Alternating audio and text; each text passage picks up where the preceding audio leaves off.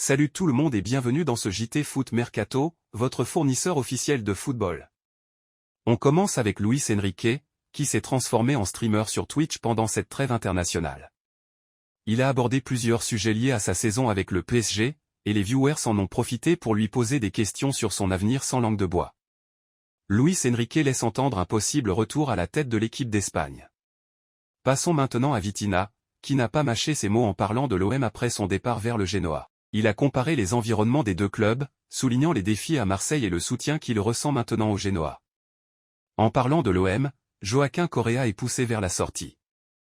Son rendement insuffisant malgré son gros salaire pose problème, et l'Inter propose de revoir l'option d'achat pour le garder en Lombardie.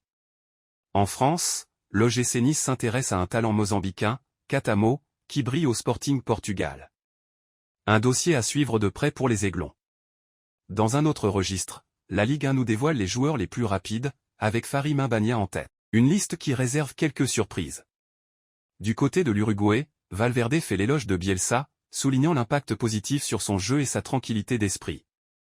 Quant à Léon Bellet, son choix de représenter la Jamaïque plutôt que l'Angleterre a entraîné des critiques acerbes envers la gestion de l'équipe nationale jamaïcaine. En parlant d'annonce, Kylian Mbappé a fait parler de lui avec des déclarations énigmatiques sur son avenir, laissant planer le suspense quant à sa décision.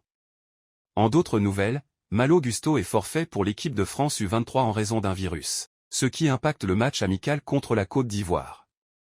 Aston Villa, de son côté, signe un gros contrat de sponsoring avec Betano, renforçant sa position sur le plan financier. Le Real Madrid, toujours actif sur le marché, vise Alexander-Arnold de Liverpool pour renforcer son effectif. En dehors du terrain, Andrés Iniesta est confronté à des problèmes fiscaux au Japon, et Robinho est arrêté par la police brésilienne dans une affaire de viol.